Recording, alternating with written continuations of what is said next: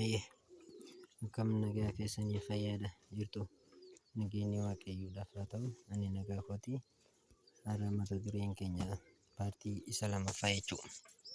Ka'oota 11 sexual reproduction of animal kan jedhu waliin ilaalna jechuudha.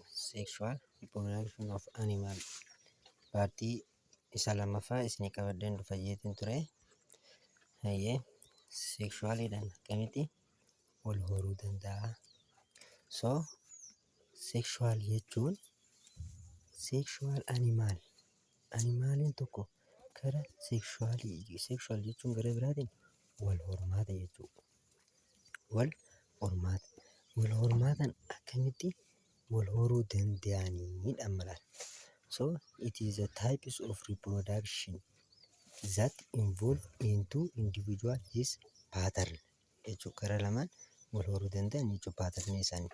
This requires fusioniidhaaf ilaala. Karaan isaan itti wal horan fusionii jechuudha.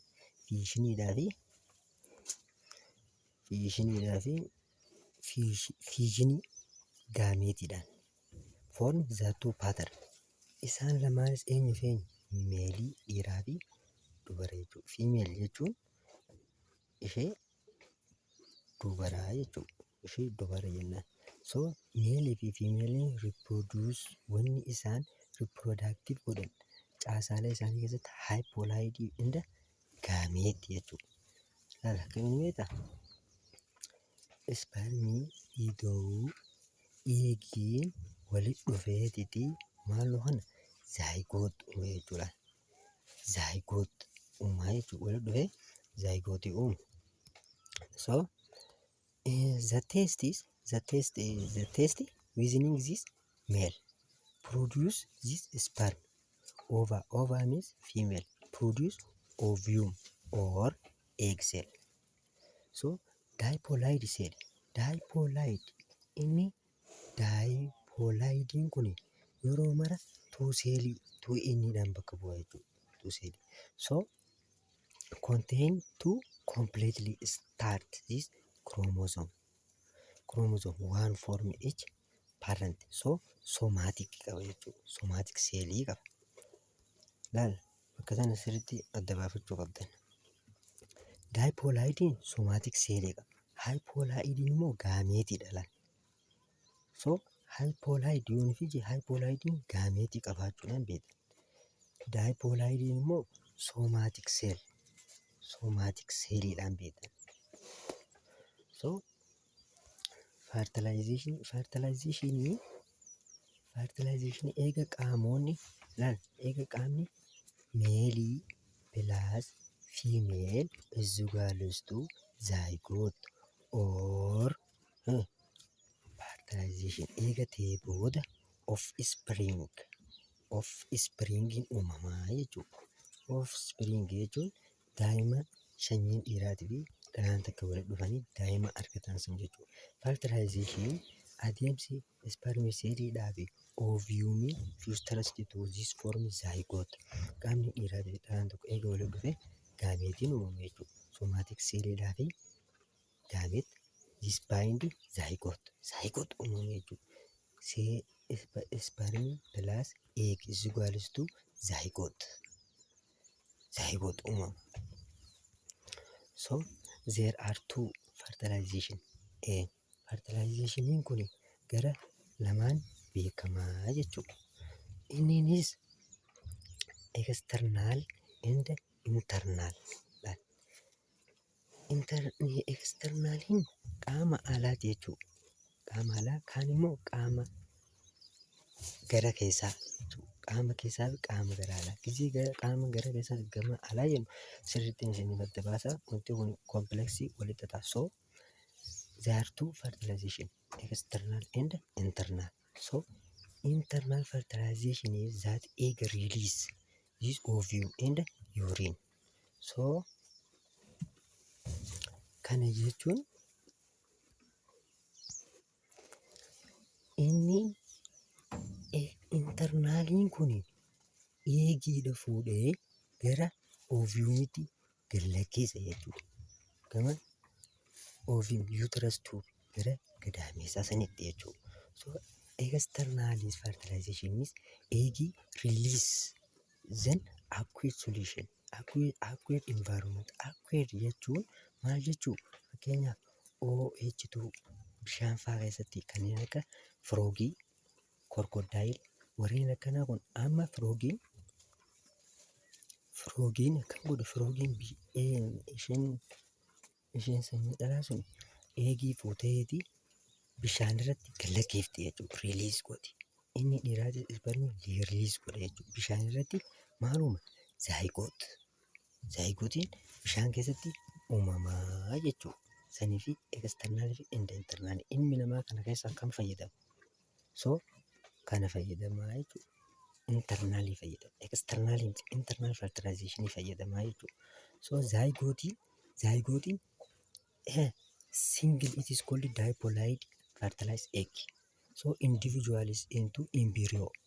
Embryoon darmii yookaan ta'an kutaalee intiin guddatu tokko jechuudha. Zaayigootti ta'ee gatee booda intiin karaa sadarkaa guddina intiin eegalu jechuudha. So embryo jechuun karaa biraatiin miciree jechuudha. Micireen karaa meeqaan guddachuu dandeessi? So develop stage.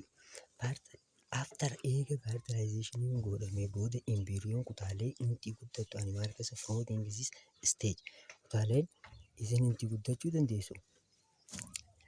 Calvage is a series of somatic cell division. Calvage kana keessa sanyii somatic celliin kun wal horu jechuudha. Zygote requesting this 8 it is called structure. Eega somatic celliin wal horee zygote booda bakka 8tti structure 8 qabaata. Barastula contains the cell division and rearrangement. Rearrangement forms this flow spiral. It is called barastula. Fluid active in that plate jechuudha. Inni barastullaan kun maal godha? Eega arrangementii whole spiraalii godhee busan booda barastullaan fluid dhangala'oo gara actinantii kanatti dabarsu jechuudha. So gastrulation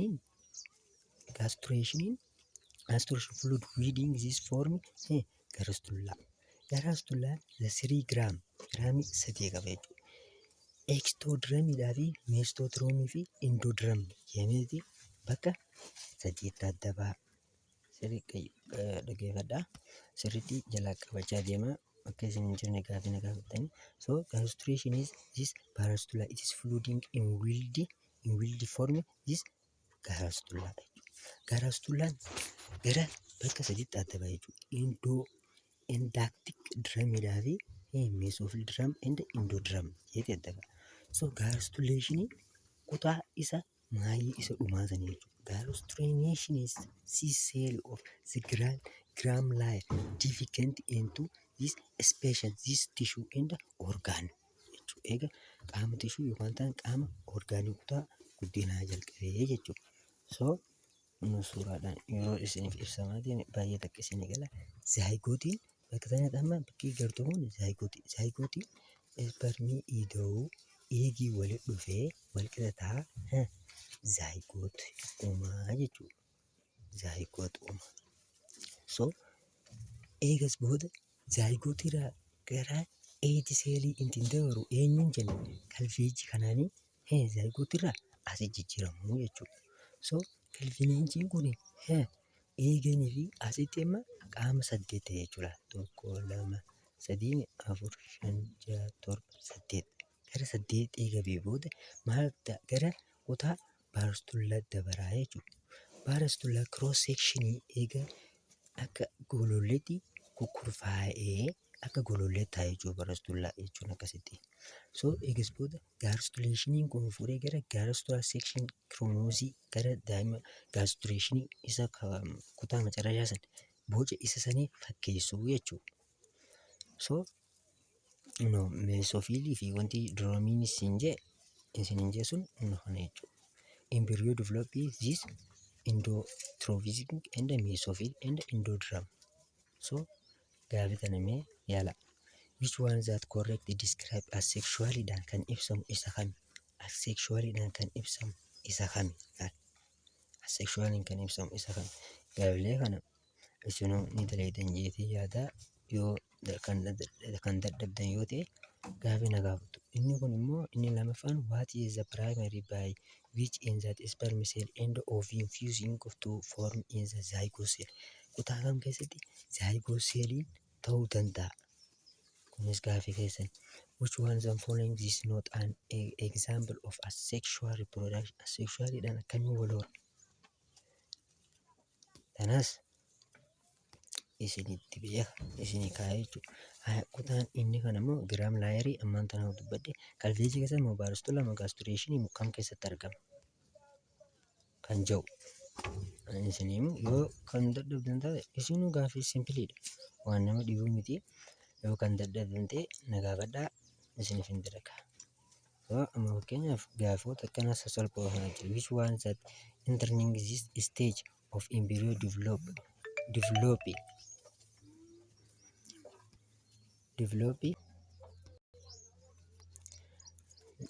which internal stage of develop is after fertilization and involved in the series of cell division. Isa keessa seeliin oomishamaa. So wantoota kana sasalphoo tanaatu jira. Isa keessa seeliin divisionuudha kunnoolaan. Firstlaan cell division godha jechuudha. Meiotic cell division jeetiin ture reefumtanii gizeen ibsa. Gaafilee akkanaa sasalphoo jira. Gaafileen akkanaa akkaataa isin dubbisa keessatti isin fayyadu jira jechuudha. Amma tanaas dubbadheetu manta. During the stage embryo inti guddattu keessaa seelii dividentii into spheral tissue fi orgaanii kan keessatti argamu kutaa isa kamiitii kan jirus asiitiin ta'ee akkasumatti illee daleeynee turne ayyee kutaan reproduction in that insect jechuun ilbisoota jechuudha. Ilbisoota garaagaraa ayyee kutaalee isaanitti ta'anii reproduction of insect ilbisoota jechuudha. Kanneen akka kanniisaa ilbisoota baay'ee jira kaa. Kanneen akkasii complete and incomplete. So metamorphosis insects are the large class. Classii dheeraa large qabu maal jedha? Probably Arthropoda kan jedhamu jira jechuudha. So have that segment this body joint larger and external skeletal. Exoskeletal kan jedhamu jira. Exoskeletal kana duratti viidiyoo kana dura laalnee turne ayyee. So there have segment is the body joint the large and external skeletal. Wantan exoskeletal example feeling castration line boflitin bii and baatoliitii kanneen akka bineensota ilbisoota jechuudha. Ilbiisa akka tiitichaa, kanniisaa, billaachaa kutaalee akkanaa kana jechuudha. Kutaaleen akkamiin wal horuu danda'u? Their underground disease sexual reproduction is have warning of cycle. So in the sexual reproduction this stage of fertilized internality. So this female is the large egg. Female large egg akkasumatti hatching jechuudha. Uumaa teessisu. Some insects produce asexual pathogenesis. Insectiin asexualiidhaan akkamiin wal hora? Isiniif pathogenesisiidhaan wal hora. Sirriitti sirrii qabadhaadha. So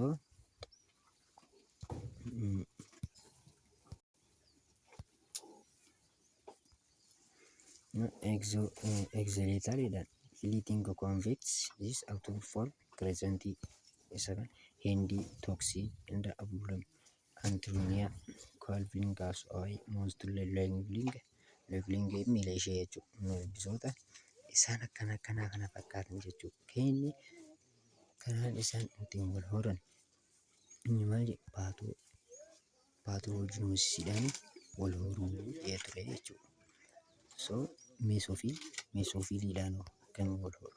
Mesophilis the serious the much of this changes the body structure this after hatchation.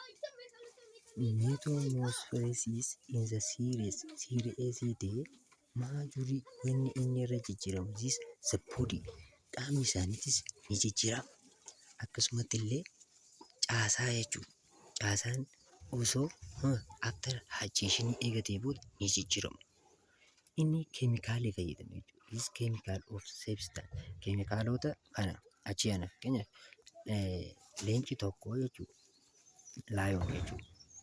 Laayooniin tokko akkamitti daangaa almost waraanni bichaan biyya ni eegu. Akkuma waraannis daangaa ishee eegu sanitti bineensonni fadheewu daangaa isaa eegu jechuudha. Daangaa isaa amma fakkeenyaaf inni laayooniin akkam godha flii flight godha jechuudha. Flii flight maal godha ankoolii qaba jechuudha. Ankoolii ittiin irraa intifaakti godhee intifirraa ittisu yookaan ta'an intifirraa dhorku qaba jechuudha. So inni sunis maal jedhama keemikaalli isaan sun qaban jechuudha. Insectiin ittiin control process godhu of this metamorphosis. This is called industrial bubbling and hormone. There are two metamorphosis bakka lamaan qoodama. Completely incompletely. Waan kana qormaata tiraansii amma duraa irratti dura argee completely metamorphosis has 4 stage. Completely stage afuriinis tokko isa kana jechuudha. Incompletely stage afur yookaan ta'an step afur qaba. Garaagarummaa isaanii bakka kana ilaala. Kunis completely eegii ni qaba, larvaa ni qaba, puppaa ni qaba, adaltis ni qaba. Isaan keessaa kanneen step afuriin qabu maal? Hornbeams kanneessa jechuudha. Incomplete metamorphosis has 3 stage sadii qaba. Eegii fi larvii fi adaltii qaba. Kan bineensonni kun ilbiisii kun insectiin kanneen akka eenyuti? Crustaceans kanneen akkanaa kana jechuudha. So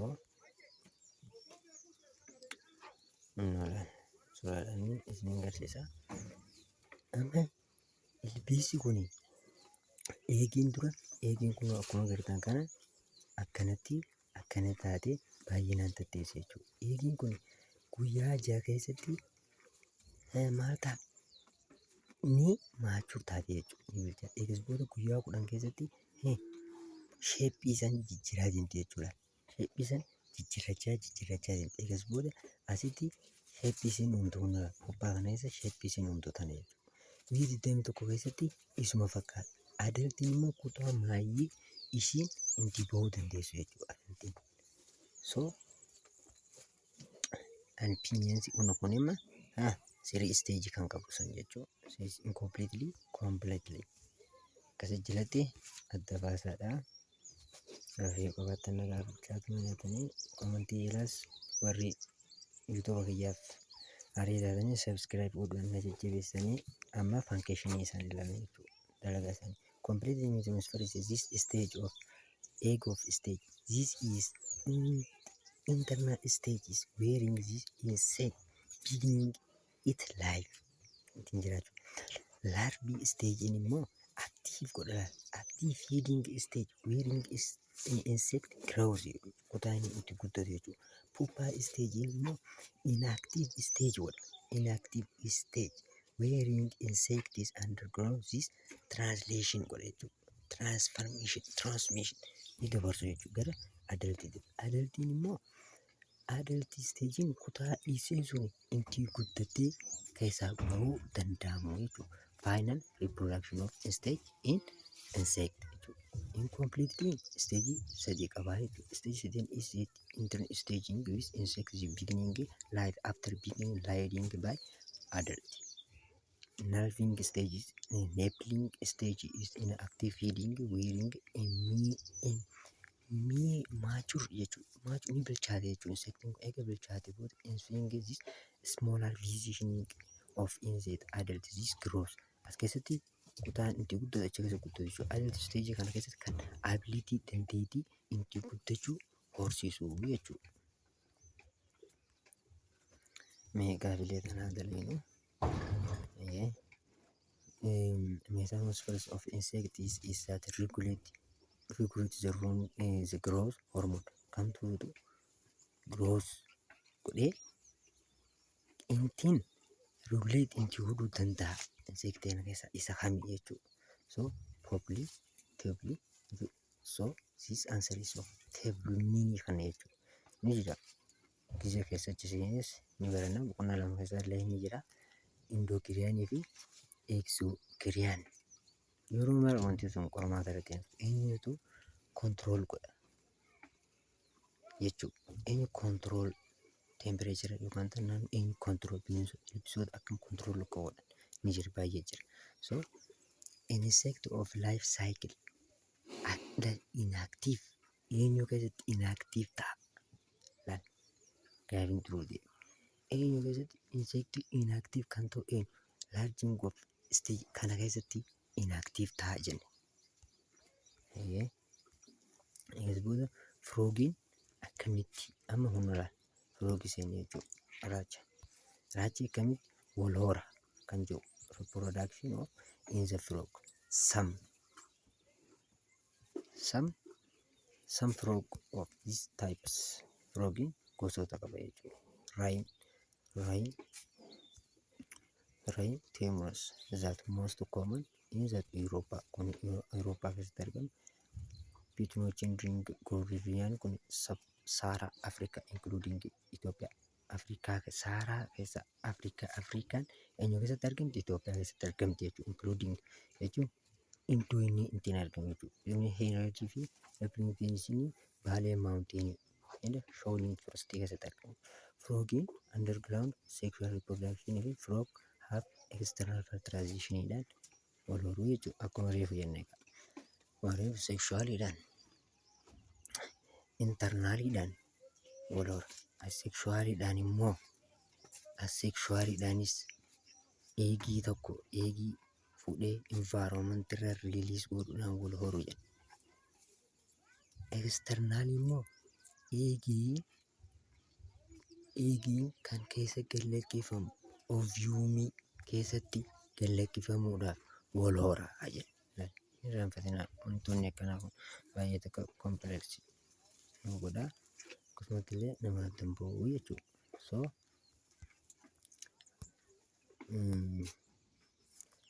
karaa lamaan san keessa there are produce egg of gel-like substance. Gel-like substance kun pointi ijoo frogiti jechuudha. So their egg release eegin takka unfertilized jechuudha. Unfertilized eegin release ta'u jechuudha. Itu that water bishaan keessatti. Meeliinis release sperm godha. Gisbuuta fertilizing eegin human few species underground internal fertilization. Isaan tokko sanyiin takka internal irratti gatiin dhiisan yookaan mucurliin hin godhanii jechuudha. So